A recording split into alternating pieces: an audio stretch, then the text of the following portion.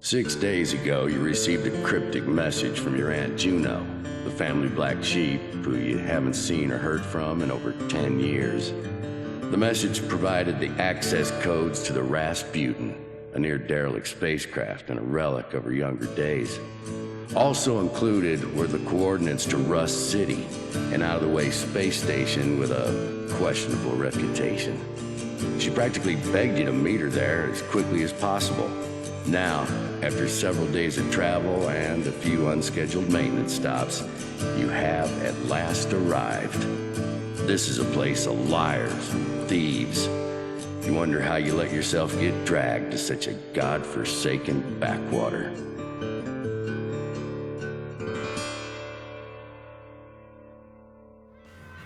G'day ladies and gents, and welcome to Rebel Galaxy with Mags. No introduction on this one. This one actually caught me a little bit off guard. My original intention for this video was actually to play through the first 20 minutes of the game completely on live comms, no post-commentary. Unfortunately, I found playing through the first 20 minutes I tended to run into a few storyline spoilers, and as Rebel Galaxy is a single-player RPG space adventure that does have a focus on storyline to progress through, I didn't really want to do that. So what I've done is I've personally played through the storyline. At this point I'm about probably 6 or 7 hours into the gameplay. I have been taking my time to explore the nooks and crannies and make a little bit of money. I have upgraded ships twice. I am still in the starting solar system, so the storyline that remains, which I'm going to do a little bit of in this video, won't be too spoilery because it is earlier on in the game, but it'll be far enough in that by the time you reach that part of the storyline yourself, it's not going to spoil anything for you. There is no big reveals in the section that I'm up to. And if you're wondering what I was doing in the background, I was actually running my scanner trying to work out which one of these miners had the bounty on his head. Yes, once again I'm playing the role of the bounty hunter. I kind of like that role. So, what is Rebel Galaxy? Well, honestly, I would not blame you for not being entirely sure. Looking at the About the Game description on Steam, it's possibly one of the most poorly written descriptions of a game that I've ever seen. It tries to explain everything you can do, but makes it sound so uninteresting. Rebel Galaxy is Firefly the game. Really, that's the easiest way to describe this. The entire feel of this game, plus the music in the background, everything about it just screams Firefly. And there was definitely some heavy inspiration drawn from that series. What about the game itself? Well, gameplay-wise, this is what would happen if you cross Starfleet commands, 2D capital ship combat with Freelancer. The entire game plays out on just a single 2D plane, but gives you the feeling of being in a 3D plane even though you have no control over it. The big sell card on this particular game is this is not small ship combat. The basic vessel you start the game in is a Hammerhead class corvette. To give you a size and scale on this particular ship, it's about the size of the Corellian corvette that Princess Leia is on at the start of Episode 4 in New Hope. Now, you can see from its design that it definitely draws some inspiration from the ship in Star Wars, which is why I make the comparison. That's the smallest ship you will ever pilot in this game. The ship I'm piloting now is a light frigate. It's designed to be an assault craft. It's incredibly powerful as a combat vessel. It works really good as a bounty hunting vessel. Lots of turrets, lots of big guns. But it's not even close to being the biggest ship in the game. It's only about a third larger than your starting ship.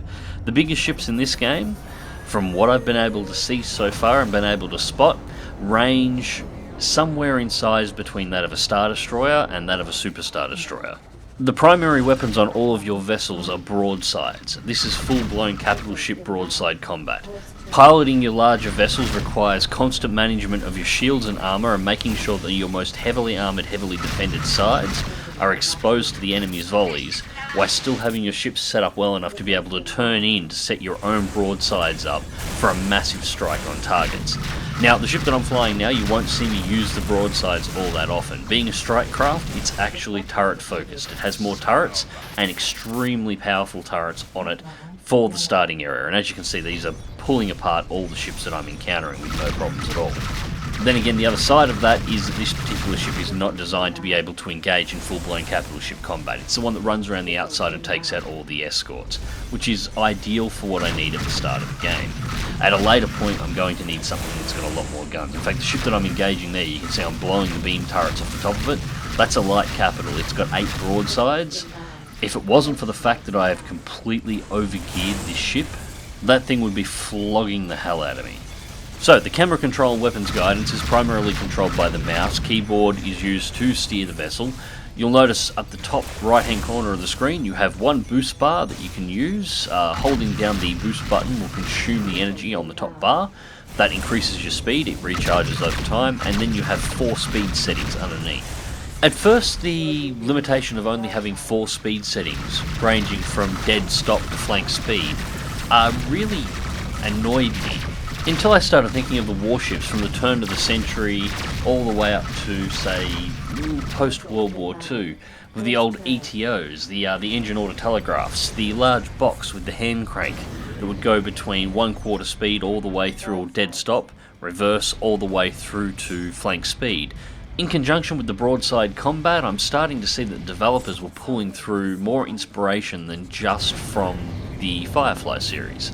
After about 10 or 20 minutes of play, I was completely used to the idea and able to use the control scheme to quite easily command the battlefield. And there you go, I'm switching over to my broadsides now and just peppering the side of this ship to get rid of it in a hurry. And that's the completion of that mission, so we'll head off to the next one. The missions I'm doing here are just bulletin board missions. These are little side missions you can pick up at any station and go out and do to make a little bit of cash. While they can get a little bit repetitive, they're mainly there just to make money, give you some reason to go and shoot people, and to affect your standings, give you a way of manipulating your standing rankings with the different factions within space, so you can get access to different ships or particular missions. That's all they're really there for, and they're quick and easy enough to do that it doesn't really matter. You can generally knock over 3 or 4 missions at a time. In fact, I generally fill my mission log, which is 4 or 5 missions at once, and just go out, do the whole lot, and not actually come back to a station until the missions are all complete.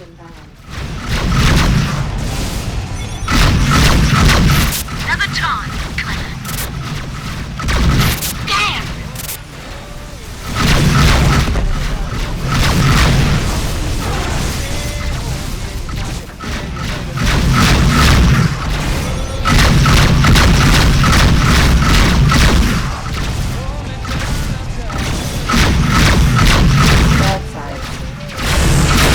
Good morning.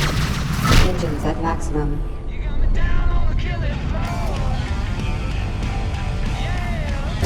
Accelerating to satellite. Pulse turret. As I mentioned before, the soundtrack in this game is absolutely superb. It sounds like exactly the kind of music you would expect to be in the background of a Firefly episode the whole way through it. It makes you feel like that cowboy on the fringe, just like Malcolm Reynolds from the Firefly series.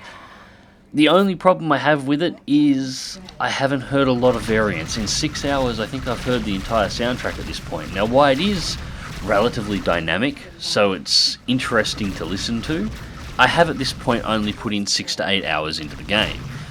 I have to wonder when I'm at 20 hours, 30 hours, is this soundtrack still going to be interesting, or at this point am I actually going to turn it off? And as a result, turn off a large amount of the feeling for the game and just put my own music on in its place. So as I'm sure you've realised by now, this is not a super realistic simulator. This is basically an action RPG based in space. Now that does mean that this isn't going to be for everybody. I'm sure there's going to be a lot of people out there that just immediately felt it was a deal breaker the second they saw that this game was 2D only, or only operated on a 2D plane for your own personal piloting. From my end, honestly, I don't think there's enough action RPGs based in space, so I'm quite happy to play another one, and the 2D didn't bother me even in the slightest. As I said, it reminded me a lot of the Starfleet Command games from back in the late 90s, early 2000s, and I had an absolute blast on those, so it wasn't a problem for me personally at all. In fact, I've been having an absolutely great time playing the game.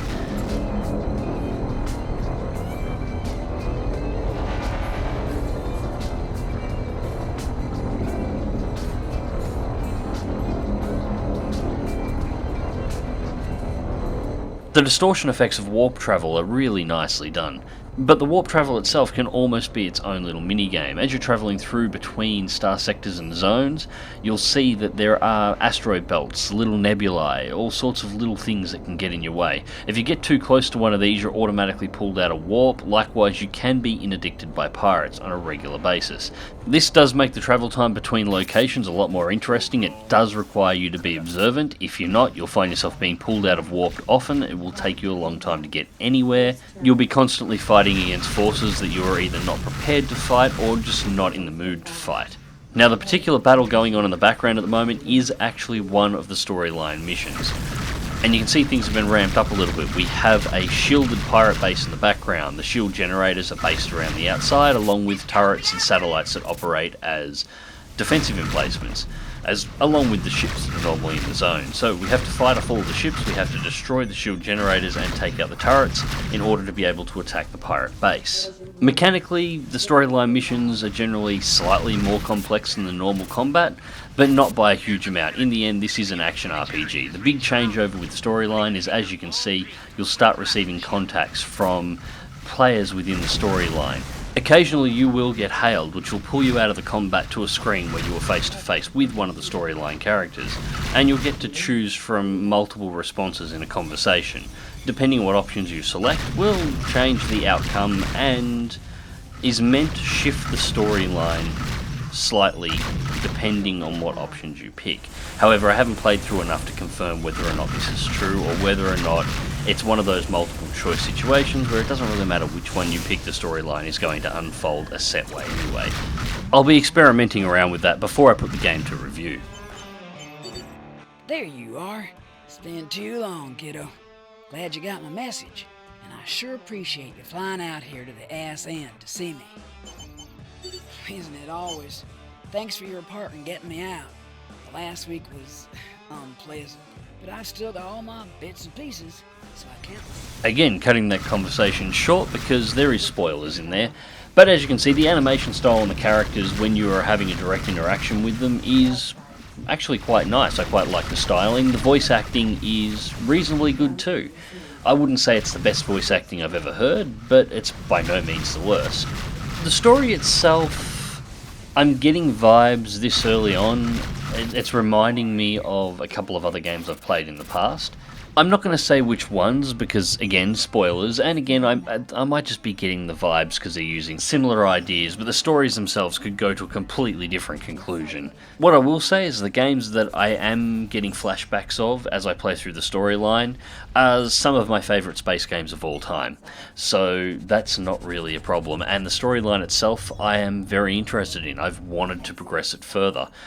It's actually been quite a lot of effort to not push the storyline forward at this point and hang around in the starting system so I can make this video and have a bit more of a play with the mechanics before doing so. I really do want to find out what happens next, so that's definitely a plus in its favour. Overall, so far, I'm really liking the game. So what I'm going to be doing is continuing to play through it, unlock all the nooks and crannies, complete the storyline, and then in a couple of weeks' time I'm going to come back with a full-blown review. And depending on if you guys want to see more in the comments section, I may post a couple more videos on it in the middle in between. But yeah, for a basic conclusion for first impressions, at this time the game is $18 or $17.99. I've been playing the game for about 8 hours, I'm still in the starting area and I'm still enjoying myself, so I would say it's got a hell of a lot of value behind it. Especially for an $18 price tag. I mean, there's AAA games that I've bought in the last couple of years that I haven't been able to get 8 hours out of the entire campaign, and I've had to pay $60 for those. So, anyways, ladies and gents, I hope you enjoyed this little behind the scenes. As I said at the start, this was originally intended to be the first 20 minutes of gameplay, and it was just going to be live comms. I was basically going to give you a look at how I start researching a game that I want to do a review on. Give you a look behind the scenes, the stuff that I normally wouldn't show on a video, but I didn't want to drop any spoilers, so I decided that just wasn't the way to go. So you get a little bit of a first impressions video. It's probably not as polished as some, but this is the lead up for a review. And I did end up throwing this together in a lot shorter time than I expected. Then again, maybe some of you will really like this style of content. Let me know in the comments section what you think, and yeah, if it's popular, if you want to see more of this kind of stuff out of me, I may end up doing a lot more of it in the future. Anyways, ladies and gents, hope you enjoyed the video. Click like if you do, subscribe if you want to see more, fly smart, fly safe, and I'll catch you in the skies.